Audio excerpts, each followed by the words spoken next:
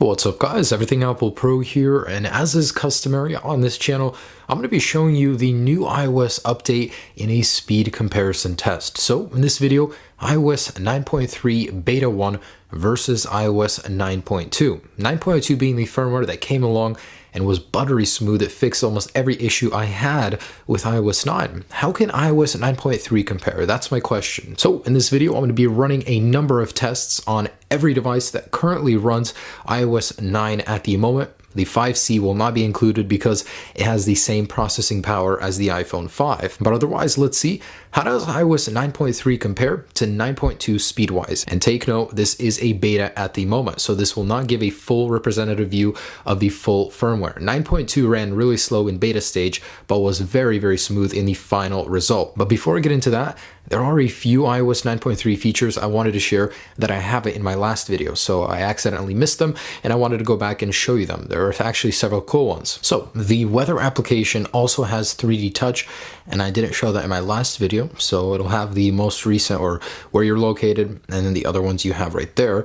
Also, the health application, it'll show dashboard and medical ID. If you take a live photo using a 6S or 6S Plus, if you actually go into that photo, you will now have an option to export it just as a photo. So using the duplicate option in the share settings, you can easily export it just as a still photo instead of a live photo. In the wallet application, all of your tabs will actually have the app they belong to in the bottom left right now. So you can go ahead and click on that and it'll take you to that app right away. So there are 3 new Siri languages. Those would be Malaysian, Malay, Hebrew, and Finnish. So awesome, getting smarter and smarter every software update. Now, as we know with 3D touch on 6S and 6S Plus, you can get into the app switcher from the side. However, in this latest update, the moment you peek into the app switcher, you will feel a vibration. Now that vibration was only there previously when you would pop into it just like that. Now you get a vibration on peak and on a pop. In iBooks, there is now iCloud. So you can go ahead and export your own EPUB files or PDF into the cloud and sync them across to all of your other devices. And the last one, in the news application, you can go ahead and swipe and get these options to like, save, share.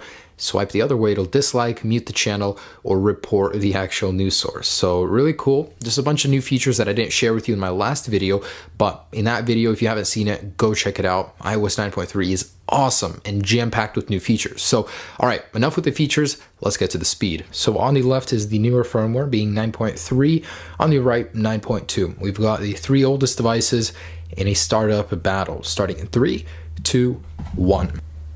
And these are all lined up on the same power source. So it's not a very scientific test, but you know, a speed test does generally say a lot about the overall speed of the device. So I'm curious to see out of these, which is faster.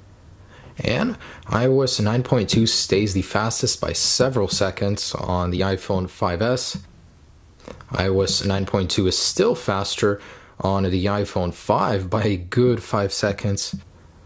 And iOS 9.3 is actually faster than 9.2 on the 4S by about a second, 2 seconds. Same deal on the iPhone 6 and 6S models, starting up in 2, 1. It's close. Ooh, 9.2 is faster on both. Wow. So, yeah, point has been made. 9.3 is not faster in the startup test. Now, the sad thing about the iPhone 4S on iOS 9.3 is that it does not get that awesome feature with the dimmability, basically f.lux. Sad that it doesn't get it, but performance-wise, probably makes sense. So usability, let's see how 9.3 compares. Spotlight. Wow, abysmally bad, but faster on 9.3. 1, 2. Wow. So the app switcher is horribly slow on both. Really, maybe Apple really shouldn't have put iOS 9 in here, but I will defend it till the end. I'm still glad Apple keeps it current. And App Store, 9.2 loaded it several seconds faster. Settings, about the same. Camera. So 9.2 was faster on the 4S. iPhone 5, Spotlight, slow. 2. App switcher, about the same. App Store, about the same. Settings, same. So performance-wise, in the user interface, not seeing much of a difference here on older devices. 5S, 1, 2. Ooh, so 9.2 is still faster. 9.3 is faster for spotlight search. About the same for settings. App Store is faster, so I'm definitely seeing a pattern here. And camera is a little bit faster, 9.3. iPhone 6, Spotlight, about the same. Switcher, 9.2 was faster. App Store, 9.2. And last device, the 6S, 9.3. Spotlight's faster, 1, 2. App Switcher is slower on 9.3. Settings, same. App Store, 9.2 is faster.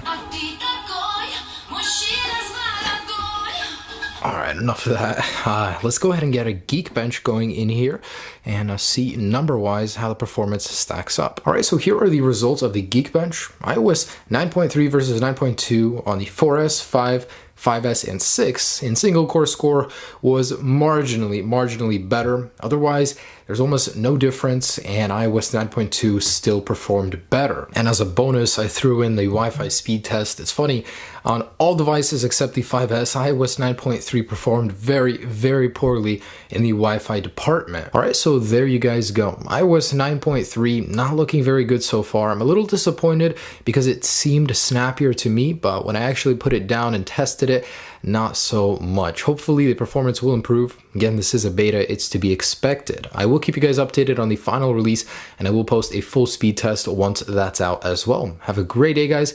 Enjoy iOS 9.3 if you do decide to upgrade. It's an awesome firmware. Peace.